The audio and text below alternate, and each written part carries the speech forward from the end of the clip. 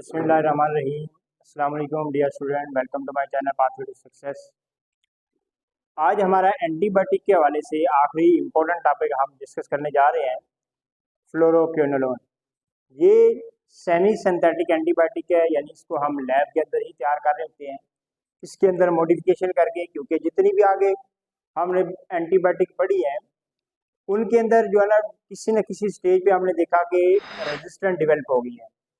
तो अब हमने क्या किया कि हमने उससे एडवांस किस्म के एंटीबायोटिक को तैयार करने की कोशिश की है, जिसको हम फ्लोरोक्विनोलोन के बारे में यानी इस क्लास के अंदर पढ़ रहे होते हैं। तो इस क्लास के अंदर सबसे पहले तो हम इम्पोर्टेंट पॉइंट बता देते हैं कि ये बाकियों की निस्बत जो है ना, एक तो इनका स्पेक्ट्रम के हवाले से अगर बात कर लें तो वाइडर स्पेक्ट्रम होता है, यानी इनकी एक्टिविटी पहले की निस्बत जो पहले एंटीबायोटिक हम इस्तेमाल कर रहे हैं उससे ज़्यादा रखी गई है। उसके बाद फ्यूअर साइड इफेक्ट, यानी इनके साइड इफेक्ट पहलों की निस्बत कम है। ये इसके एडवांटेज है, यानी इसके बनाने के बाद जो है ना ये यानी मॉडिफिकेशन करने के बाद जो है ना हमने इस तरह के एंटीबायोटिक की, उसके बाद लेसर चांस ऑफ रेजिस्टेंस, यानी जिसके अंदर हमने पहले जितनी भी एंटीबायोटिक दी उसके अंदर जो है ना रेजिस्टेंस के चांस देखे हैं कि बढ़ जाते थे, तो इसके अंदर बहुत कम चांस होते हैं रेजिस्टेंस डेवलप करने के। उसके बाद आ गया बेटर थेरेप्यूटिक ब्लड लेवल, और इस तरीके से उसका जब इतनी ज़्यादा इम्पोर्टेंट इसकी प्रॉपर्टीज होगी तो इसका बेटर जो है ना थेरेप्यूटिक इफेक्ट भी आ रहा होगा। तो चले हम जो है ना पहले इसकी क्लासिफिकेशन को देख लेते हैं। तो क्लासिफिकेशन जनरेशन की बेस पे है, तो फर्स्ट जनरेशन और सेकंड जनरेशन के इसको क्लासीफाई किया गया है। फर्स्ट जनरेशन के अंदर हमारे पास 3-4 जो है ना इम्पोर्टेंट ड्रग है, नॉरफ्लॉक्सासिन है, सिप्रोफ्लॉक्सासिन है, ओफ्लॉक्सासिन है और पीफ्लॉक्सासिन है। सेकंड जनरेशन के अंदर हमारे पास लीवोफ्लॉक्सासिन है, मोक्सीफ्लॉक्सासिन है, गैमीफ्लॉक्सासिन और प्योरलीफ्लॉक्सासिन है, लेमीफ्लॉक्सासिन और स्पारफ्लॉक्सासिन है। यानी हर एक के अंडर भी आप देख रहे हैं फ्लॉक्सासिन लगा हुआ है। तो हमने क्या किया, थोड़ी थोड़ी इसके अंदर जो मॉडिफिकेशन किया उसके बाद जो है ना इनकी क्लासिफिकेशन यानी ड्रग को तैयार कर लिया। अब उसके बाद रेजिस्टेंस डेवलप हो गई, बहुत कम चांस हमने पढ़ा है कि चांस बहुत कम होते हैं। तो इसके अंदर अगर हम रेजिस्टेंस को देखें कि किस किस लेवल पे या किस किस स्टेप को फॉलो करते हुए बैक्टीरिया जो है ना रेजिस्टेंस डेवलप करता है, तो सबसे पहला है mutation in the target enzyme. जो एंजाइम होता है ना स्पेसिफिक एंजाइम, जिसको ऊपर जाके एंटीबायोटिक ने यानी फ्लोरोक्विनोलोन ने जाके एक्ट करना होता है और इसको इनहिबिट करना होता है, तो उसी एंजाइम के अंदर ही बैक्टीरिया क्या करता है कि मॉडिफिकेशन कर लेता है। जब उसके अंदर मॉडिफिकेशन हो रही होती है तो फिर उसके बाद क्या होगा कि उसकी बैक्टीरियल एक्टिविटी भी ऑटोमेटिकली कम हो जाती है, यानी ड्रग लूज एफिनिटी, उसके साथ अटैचमेंट जो है ना लूज हो जाएगी, क्योंकि उसके अंदर चेंजिंग आ चुकी होती है। तो पहले स्टेप हमने देख लिया, इस तरीके से जो है ना रेजिस्टेंस डेवलप हो रही होती है। उसके बाद है म्यूटेशन के बाद है डिक्रीज द परमेबिलिटी। ये पेनिट्रेशन पावर होती है किसी भी बैक्टीरिया के सेल के अंदर, जब एंटीबायोटिक इंटर होती है तो उसके बाद अपनी बैक्टीरियल एक्टिविटी शो करती है। तो क्या करता है बैक्टीरिया जो है ना उसके अंदर जो उसकी पेनिट्रेशन पावर होती है, परमेबिलिटी होती है, उसको कम कर देता है, ताकि कम से कम ड्रग जो है ना बैक्टीरिया के सेल के अंदर इंटर हो, तो उसके बाद उसकी एक्टिविटी ऑटोमेटिकली कम हो जाएगी। उसके बाद तीसरा पॉइंट क्या है, protection of DNA gyrase enzyme, यानी इसकी प्रोटेक्शन इस, क्योंकि हमने आगे जाके इसका एंटीबायोटिक का जो है ना मैकेनिज्म पढ़ना है, तो उसमें देख रहे होंगे कि डीएनए गायरेज के ऊपर भी जो है ना ये डायरेक्ट इफेक्ट कारी होती है। तो यहाँ के क्या करता है कि बैक्टीरिया उसके अंदर कुछ प्रोटीन की चेंजेस ला के उस एंजाइम के डीएनए गायरेज जिसको बोल रहे हैं, इसके अंदर क्या करता है कि इसको प्रोटेक्ट कर रहा होता है, ताकि बैक्टीरिया जो भी एंटीबायोटिक है उस बैक्टीरिया की इस स्पेसिफिक एंजाइम जो डीएनए गायरेज के बारे में हम पढ़ रहे हैं, तो उसके ऊपर क्या को उसकी प्रोटेक्शन प्रोवाइड कर रहा होता है, उसके ऊपर अटैचमेंट नहीं होने दे रहा होता।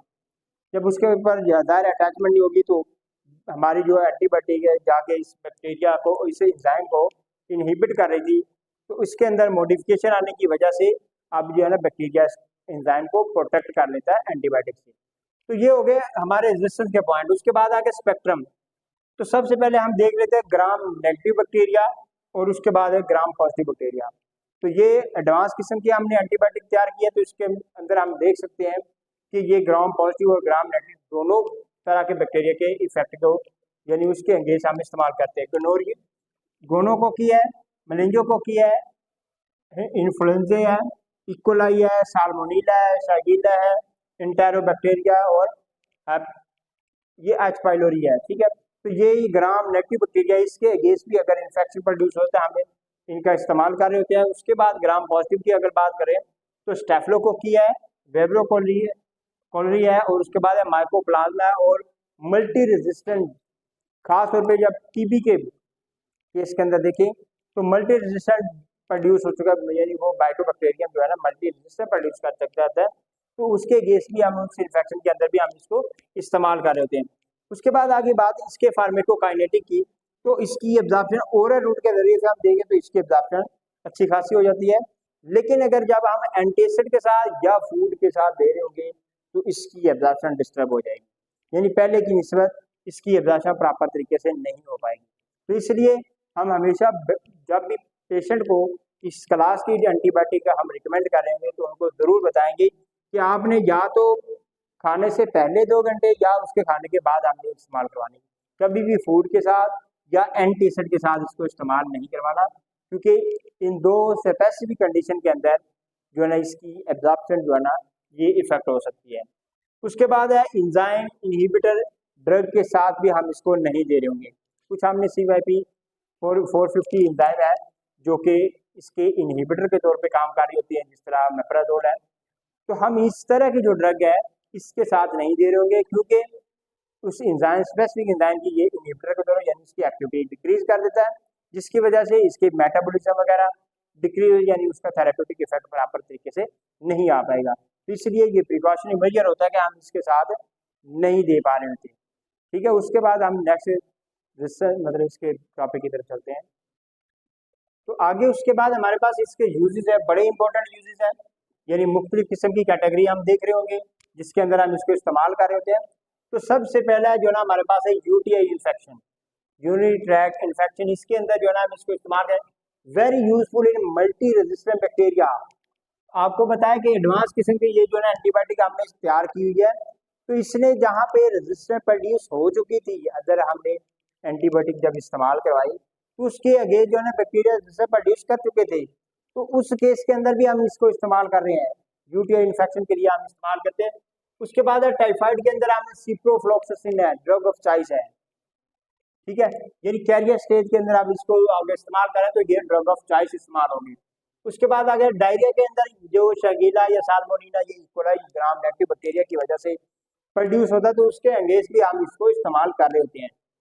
उसके बाद गोनोरिया इन्फेक्शन है, तो हम इसके अंदर अगर सिंगल डोज सिप्रोफ्लॉक्सासिन 250 के अंदर हम दें तो इसके जरिए से हम इसका ट्रीटमेंट करते हैं, यानी ये क्योरेबिलिटी है, इसके अंदर क्योरेबिलिटी पाई जा सकती है।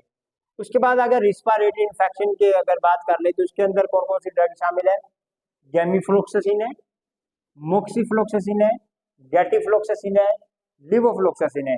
ये आप अक्सर देख रहे होंगे तो जब ये इस तरह की ये थ्रॉट के रिलेटेड है या रिस्पायरेटरी ट्रैक के इन्फेक्शन के रिलेटेड होगी, तो उस तरीके से हम इन तीनों चारों में से जो है ना कोई जरूर एंटीबायोटिक साथ जो है ना देख रहे होंगे, यानी उसको इस्तेमाल कर रहे होंगे। उसके बाद अगर टीबी के केस के अंदर यानी सिप्रोफ्लॉक्सासिन को भी हम दे रहे हैं, उस केस के अंदर जब मल्टी ड्रग रिसेप्टर यानी अदर ड्रग जो हम इस्तेमाल कर रहे थे, तो उसके अंदर अगर ये जो मल्टी ड्रग थेरेपी के अंदर जब इस्तेमाल करते हैं, यानी सेकंड लाइन थेरेपी या थर्ड लाइन रेजिमेंट के अंदर आप इस्तेमाल कर रहे हैं, तो उसके अंदर हम एंटीबायोटिक का इस्तेमाल तो सिप्रोफ्लॉक्सासिन को उसके अंदर हम इस्तेमाल कर रहे होते हैं। उसके बाद है आई इन्फेक्शन, तो हम अक्सर देख रहे हैं आई ड्रॉप की फॉर्म में आ रहे होते हैं, इसके अंदर ज़्यादातर हम देखने को भी जाएगा सिप्रोफ्लॉक्सासिन है, ओफ्लॉक्सासिन है, ये आई ड्रॉप की फॉर्म में हमें देखने को मेरा मार्केट के अंदर अक्सर अवेलेबल होता है। उसके बाद आगे ये तो हमने इसके मेन बेसिक यूजेस से पढ़ लिए। उसके बाद बात आ गई इसके एडवर्स इफेक्ट की, तो एडवर्स इफेक्ट इसके अंदर एब्डोमिनल डिस्कम्फर्ट प्रोड्यूस होता है, यानी नोज या वॉमिटिंग की कंडीशन प्रोड्यूस होती है। तो यहाँ पे हमने देखा कि इसका डायरिया की कंडीशन यानी डायरिया कंडीशन ट्रीटमेंट के लिए भी इस्तेमाल करते हैं, लेकिन इसका एडवर्स इफेक्ट के तौर पर भी डायरिया प्रोड्यूस हो सकता है। उसके बाद स्किन रैशेज यानी हाइपर सेंसिटिविटी रिएक्शन हो सकता है, स्किन रैश एलर्जिक रिएक्शन होता है, हेडेक वगैरह, डिजीनेस है, इंसोम्निया प्रोड्यूस होता है और अरिथमिया वगैरह ये भी देखने को मिल सकता है। तो ये था जो है ना इसके इम्पोर्टेंट एडवर्स इफेक्ट है। उसके बाद कुछ कंट्रा इंडिकेटेड कंडीशंस है जिसके अंदर हम इसको इस्तेमाल नहीं कर पा रहे थे। सबसे पहला तो प्रेगनेंसी की कंडीशन में हम नहीं इस्तेमाल करेंगे क्योंकि ये आसानी के साथ ये प्लेसेंटा को क्रॉस कर देता है और फिटस के लिए नुकसानदेह हो सकता है। उसके बाद बात आ गई है एज लिमिट की, यानी 18 साल से कम कभी भी किसी पे इंडिविजुअल को पेशेंट को हम नहीं इस्तेमाल करवाएंगे क्योंकि उसके अंदर जो है ना इसके एडवर्स इफेक्ट ज़्यादा रिपोर्ट हो सकते हैं। उसके बाद हम देख रहे हैं कि अरिदमिया की कंडीशन भी प्रोड्यूस होती है इसी वजह से, यानी अरिदमिया वाले पेशेंट के अंदर, क्योंकि एडवर्स इफेक्ट में भी हमने देखा अरिदमिया वाले पेशेंट के अंदर हम इसको इस्तेमाल नहीं करवा रहे होंगे। उसके बाद है थियोफालिन टॉक्सिसिटी प्रोड्यूस करती है। अगर हमने थियोफालिन साथ कॉम्बिनेशन में दे रहे हैं तो इसकी टॉक्सिसिटी प्रोड्यूस हो जाती है। उसके बाद कैल्शियम या आयरन प्रिपरेशन भी साथ अगर कॉम्बिनेशन में दी तो क्या होगा कि उसकी एब्जॉर्प्शन डिक्रीज हो जाएगी। तो ये तो जो है ना चंद है हमने कंडीशन इसकी देखी कंट्रा इंडिकेटेड कंडीशन।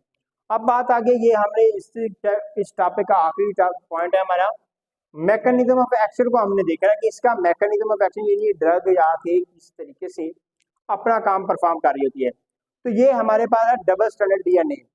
तो यहाँ दो इंपॉर्टेंट पॉइंट के जरिए से हमने इसको देखा है कि inhibit the DNA gyrase enzyme को इनहिबिट कर रहा होता है, और दूसरा क्या है inhibit the topoisomerase for enzyme को इनहिबिट करता है। अब सबसे पहले तो हमें इन दोनों एंजाइम की नॉर्मल वर्किंग का पता होना चाहिए, तब भी जाके हम इस चीज़ को डिसाइड कर रहे होंगे कि अगर हम इसको इनहिबिट कर दें तो फिर क्या इफेक्ट पड़ने वाला है। तो पहले हम नॉर्मल इसको देख रहे हैं, फिर बाद में जो है ना आपको बताते हैं। सबसे पहले तो डीएनए, ये आप डबल स्टैंडर्ड डीएनए देख रहे हैं, तो जो डीएनए हेलिकेज है ना, हेलिकेज यानी हेलिकल से निकला है, इसने क्या करना है ये डबल स्टैंडर्ड जो डीएनए है इसकी रेप्लिकेशन का प्रोसीजर स्टार्ट करवाना है। कैसे कि इसकी जो यानी स्टैंड है, रेप्लिकेटिंग स्टैंड है, इसको जो है ना दोनों साइड से इस साइड में इस साइड फोर्स से यानी उसका क्या कहते हैं कि भुजम बढ़ा देगा, यानी उसको एक दूसरे से यानी इसके जो स्टैंड होंगे वो दूर दूर होंगे, सेपरेट होना शुरू हो जाएंगे। तो आप ये बातें देख रहे हैं, तो ये क्या कर रहा होता है ये रेप्लिकेटिंग फोर्क के तौर पे काम कर रहा होता है, यानी अब यहाँ से इसने रेप्लिकेशन करके इस डीएनए को तैयार करना है। अब उसके बाद यह सुपर कॉइलिंग हो जाती है, ये वाली सुपर कॉइलिंग। इस सुपर कॉइलिंग को ये डीएनए गायरेज एंजाइम कंट्रोल कर रहा होता है। सुपर कॉइलिंग के बाद जो है ना आगे क्या हो रहा था कि यहाँ पे जो अलग अलग सिंगल स्टैंड जो है ना अलग अलग डिवाइड हो जाती है और नया यानी इसकी रेप्लिकेशन के बाद नए जो डाटा जो है ना डीएनए प्रोड्यूस हो जाते हैं। तो मेन क्या है कि डीएनए गायरेज एंजाइम जो है ये सुपर कॉइलिंग को कंट्रोल कर रहा होता है, और टोपोआइसोमरेज का क्या काम होता है कि सुपर कॉइलिंग के बाद जो स्टैंड अलग अलग हो रहे हैं इस मतलब इन स्टैंड को अलग अलग करना होता है। तो अब हमने क्या करना है, सबसे पहले तो हम डीएनए गायरेज इनहिबिटर के तौर पे काम कर रहे हैं। तो सबसे पहले जो हमारी जो एंटीबायोटिक होगी जाके इस एंजाइम को इनहिबिट कर देगी। तो जब इस एंजाइम को इनहिबिट कर देगी तो क्या होगा कि पहले हमने देखा कि पॉजिटिव सुपर कॉइलिंग हो रही थी, तो अब ये नेगेटिव की तरफ चला जाएगा, यानी ऐसे जो है ना ये गुच्छा बनना शुरू हो जाएगा, प्रॉपर तरीके से एक दूसरे सेपरेशन नहीं हो पाएगी। एक तो ये काम हो गया। दूसरी बात क्या होगा कि टोपोआइसोमरेज जो अलग अलग स्टैंड प्रोड्यूस कर रहा था, अलग अलग उसको स्टैंड वाइज कर रहा था, यानी रेप्लिकेशन का प्रोसीजर फाइनल हो रहा था। तो अब टोपोआइसोमरेज को हमने क्या किया इनहिबिट कर दिया। तो इसने क्या किया ये जो अलग अलग स्टैंड बन रहे थे ना ये नहीं बन पाएंगे। तो फिर क्या होगा कि ये सारे का सारा जो डीएनए का स्टैंड है ऐसे अकामुलेट हो जाएगा। जब अकामुलेट हो जाएगा तो ज़ाहिर है उसके आगे हम रेप्लिकेशन देख रहे थे वो रेप्लिकेशन नहीं हो पाएगी। तो इस तरीके से जो है ना जब रेप्लिकेशन का प्रोसीजर नहीं हो पाएगा तो आगे जो है ना बैक्टीरिया की ग्रो वगैरह का जो फैक्टर प्रोड्यूस जो ग्रोथ वगैरह थी वो जो है ना स्टॉप हो जाएगी। तो इस तरीके से बैक्टीरिया जो है ना ज़्यादा देर यानी उसकी जो है ना डेथ हो जाएगी। तो इस दो स्टेप को हमने देखना है, यानी डीएनए गायरेज एंजाइम जहाँ के ऊपर यानी डीएनए गायरेज को इनहिबिट कर देंगे, जो सुपर कॉइलिंग वाला फिनोमेना था वो स्टॉप हो जाएगा। उसके बाद टोपोआइसोमरेज एंजाइम को इनहिबिट कर रहा है, तो इसके बाद ये जो है ना ये जो उसके अलग अलग लाइगेंड वगैरह स्टैंड वगैरह सेपरेट हो रहे थे, यानी रेप्लिकेशन का प्रोसीजर मुकम्मल होने जा रहा था। तो यहाँ पे हमने दोनों को एंजाइम को इनहिबिट करवा दिया। तो उसके बाद जो है ना ये वाला जो इसकी रेप्लिकेशन का प्रोसीजर है ये स्टॉप हो जाता है। तो ये इंपॉर्टेंट पॉइंट ये नोट कर लें कि डीएनए गायरेज ज़्यादातर इनहिबिट होती है ग्राम नेगेटिव बैक्टीरिया के अंदर, ग्राम नेगेटिव के अंदर ज़्यादातर ये इफेक्ट दे रही होती है डीएनए गायरेज को इनहिबिट करके। और ग्राम पॉजिटिव बैक्टीरिया की अगर बात कर लें तो उसके अंदर ये टोपोआइसोमरेज एंजाइम के ऊपर ज़्यादा इफेक्ट दे रही होती है ये ड्रग, इस क्लास की ड्रग। ये आप इम्पोर्टेंट पॉइंट है, नोट कर लें कि आप डीएनए गायरेज एंजाइम ज़्यादा ग्राम नेगेटिव बैक्टीरिया के अंदर यानी सुपर कॉइलिंग को स्टॉप किया जा रहा होगा, और ग्राम पॉजिटिव के अंदर ये जो स्टैंड अलग-अलग हो रहे हैं ना, तो उसको स्टॉप करने के लिए यानी टोपोआइसोमरेज एंजाइम के ऊपर इफेक्ट कर रहा होगा। तो यहाँ तक जो है ना हमारा एंटीबायोटिक का जो मेन पोर्शन था वो आज खत्म हो गया, यानी हम फ्लोरोक्विनोन इम्पोर्टेंट और आखिरी क्लास थी इस एंटीबायोटिक की। तो अगर इसमें से अगर कोई किसी किस्म का क्वेश्चन है तो आप पूछ सकते हैं, कमेंट बॉक्स में आप कमेंट कर सकते हैं, हम आपका रिस्पॉन्स करेंगे। बाकी अगर आपने एंटीबायोटिक का पीछे कोई भी अगर लेक्चर आप लोगों का रह गया तो वो ज़रूर पहले सुने, ताकि आप लोगों का कंसेप्ट साथ साथ क्लियर होता जाए। उसके बाद अब जो है ना नेक्स्ट हम इंशाल्लाह एक नए टॉपिक के साथ नेक्स्ट लेक्चर के अंदर प्रिपेयर होंगे। बाकी आप लोगों का फीडबैक हमारे लिए बड़ा इंपॉर्टेंट होगा, आप फीडबैक देंगे ताकि हम आने वाला लेक्चर इससे भी बेहतर बना सकें। अल्लाह हाफ़िज़।